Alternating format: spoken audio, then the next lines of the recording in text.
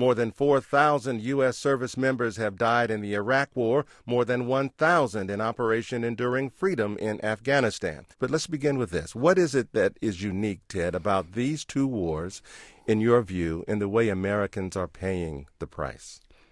Well, first of all, in your introduction, Tony, you suggested that we were already all making a sacrifice in paying for these wars. And I would suggest to you that we're paying for them essentially the way we pay for our houses and our cars.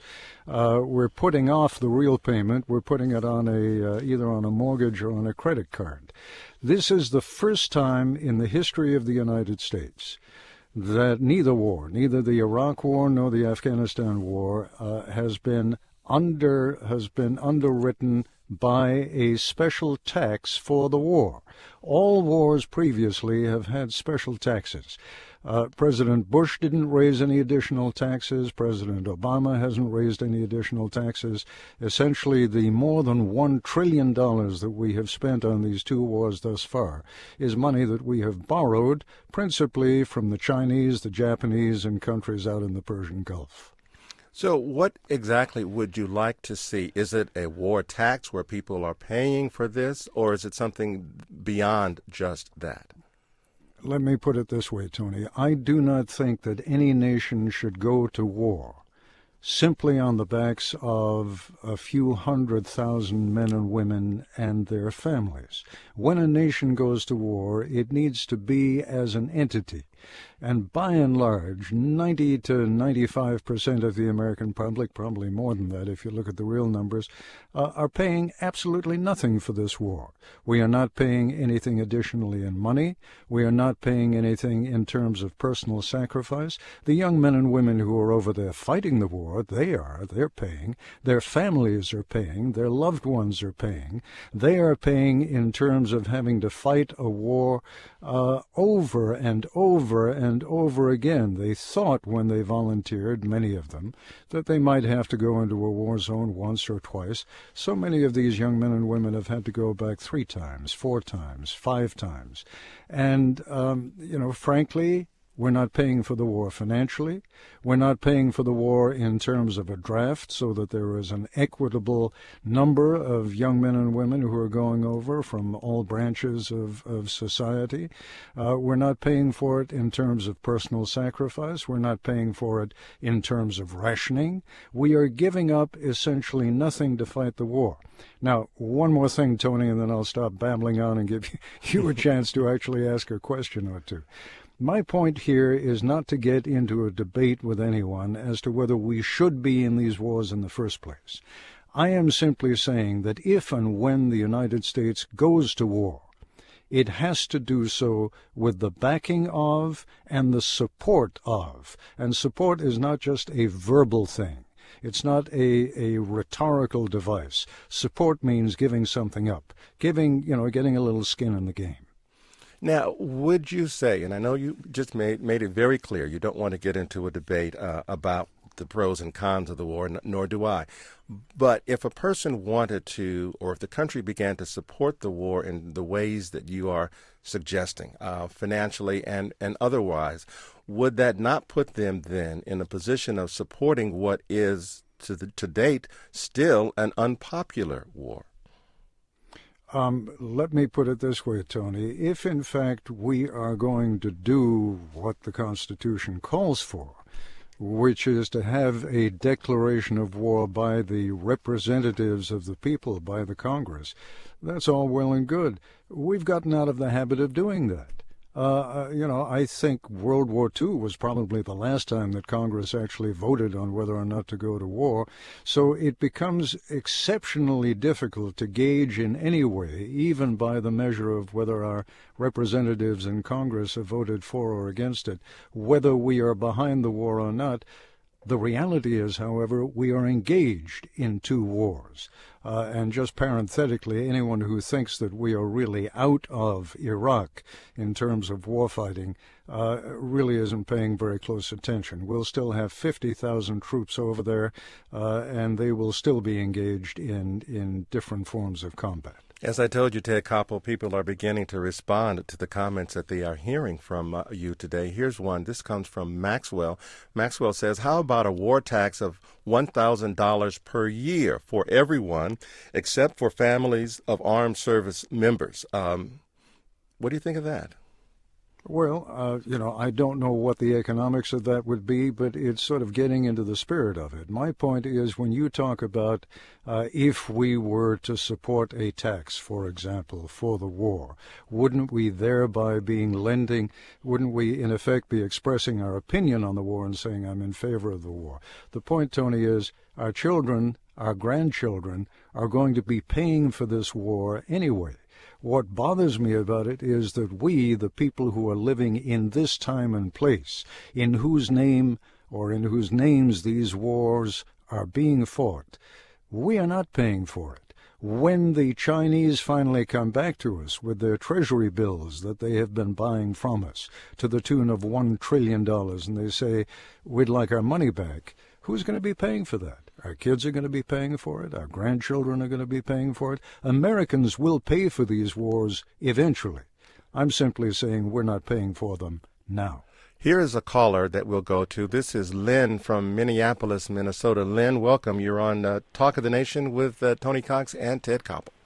Hi, thank you. I'll make it real brief. Ted, I agree with you completely. I was drafted in 1968, went to Vietnam, and strangely enough, I think one of the best things we could do is bring back the draft. It makes it more equitable. I doubt that we would have been in Iraq if there had been a draft, and if the children of influential, more well-to-do people had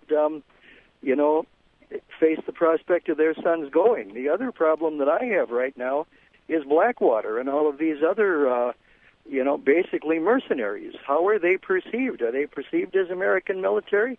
So those are my comments. Thank you, Lynn, for that. What about that, Ted? Excellent points, both of them. I would simply say, in response to the first point, that the children of the well-to-do, the children of the influential, I mean, I'm a child of that era too, and I was just a little bit too old, and I was married and had 2 children by the time I might have been drafted to go to Vietnam. But the fact of the matter is that those of us who had the wherewithal, I was in school, I was in college, I was in graduate school. Then when I came out of graduate school, I got married and I had a child, so I was always deferred. And I never had to go. Now, I ended up spending 3.5 years in Vietnam, Laos, and Cambodia, but as a journalist, not as a soldier. So that's my first answer. The second answer, with response to the Blackwater types, what the gentleman refers to as the mercenaries, he's absolutely right. It is another way that our politicians have found of pretending that there is no pain involved in fighting a war. One of the great difficulties that we confront today is that we have a military that is really too small and inadequate to do all the tasks that we require of them. And so we are hiring, I don't know what the precise number is, I know about a year ago, that when you looked at all the civilians who were being hired to fulfill tasks that ranged from the protection of the ambassador and senior embassy officials to doing laundry and driving trucks, you had more of those people who were hired in Iraq than you actually had troops over there. At a time when we still had 100,000 troops over there, we had about 120 to 150,000 civilian contractors who were working at prices far higher than would have been paid, let's say, to the military doing the same jobs. Do you think, because we've talked about the draft, do you think that the country would accept a draft again? Well, I think it would be political suicide to propose it. All I'm saying right now is, and since I'm not running for office, I can, and even am inclined to propose it at least as a theoretical response to what I think is unacceptable. What is unacceptable is a nation that goes to war without the engagement of its population. Either the war in Iraq and the war in Afghanistan are in the U.S. national interest, in which case, A, we have to fight those wars, and B, we, the population of the United States, the voters, the citizens, have to support that. Not just support it with our votes, but support it with our money, support it with sacrifice that we are prepared to make. I was born and grew up in England during the Second World War. And you and I were talking about this earlier, Tony. At that time, we had severe rationing in England. Rationing is one way that you make material, different foods, available for the troops who need them, and the civilian population shares in the burden of supporting the troops. It's a tiny way of doing it, but we're not doing anything. I mean, think of a single sacrifice that we as citizens who do not have children or relatives in Iraq and Afghanistan, what sacrifice are we making? My argument is none, and it has to be something. You're listening to Talk of the Nation from NPR News.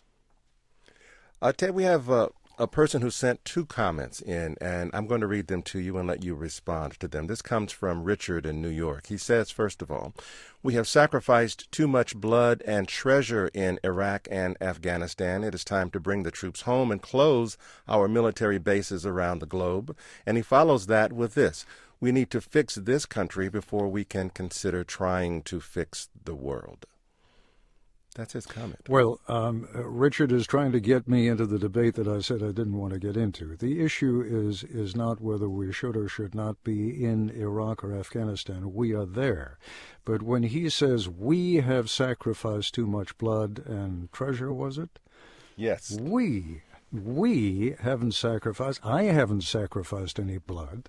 I haven't sacrificed any treasure. My taxes are the same now as they were before the war began. My taxes have not increased. I rather doubt that Richard's have. None of us is paying more in taxes today for a specific war tax than we were paying before. And when he says we are sacrificing blood, that's precisely my point. We aren't. The young men and women who are over there are, and by extension their families are. The rest of us are sacrificing nothing. Why is it, in your opinion, your considered opinion, Ted Koppel, that this hasn't become a major issue on Capitol Hill with regard to ballooning the deficit, which the war clearly is doing?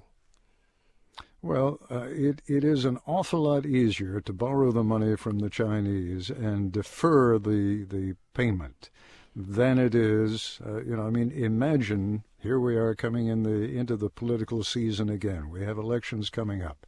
How many congressmen out there do you think are going to come out and say, yeah, I was listening to Ted on NPR the other day. I think he has a terrific idea. I'm going to propose raising taxes so that we can underwrite the cost of these wars. Almost by definition, that man or woman would be elected out of office. It is politically so unpopular to suggest any additional taxes. But that is a state of mind, and that's really, Tony, what I'm arguing right now. That the American state of mind these days is so self-indulgent, is so self-oriented, is so concerned about doing, I'm all right, Jack, as the British used to say. Everything is okay with me. I'm not going to worry about what's happening to those kids over there. I'm not going to worry about where the money is coming from. Maybe my grandkids will pay for it. Where will I be by then? We have time for one last email before we have to say goodbye. Here it is. As a 26-year combat veteran, it is my experience that most Americans are not touched by this war or the sacrifices made by our men and women who are serving. I routinely run into people who don't know anyone that serves or has served. If we brought back the draft, Congress, the Senate, and many others would become more actively involved, if only to try to get deferrals for their sons. That's the point that you were making, wasn't it? It is the point that I'm making, and while I realize that it may be politically unfeasible, if not impossible, to bring the draft back, I simply believe that we owe it to ourselves and we owe it to the nation at large to consider where we are, where we're going. As the one caller suggested, we have hundreds of thousands of, he called them mercenaries. He's not far wrong. Why should I, as a volunteer in the military, do for $30,000 a year what some private company will pay me $75,000 or $100,000 a year to do. In the long run, it's going to be bad for the military. In the long run, it's bad for the country.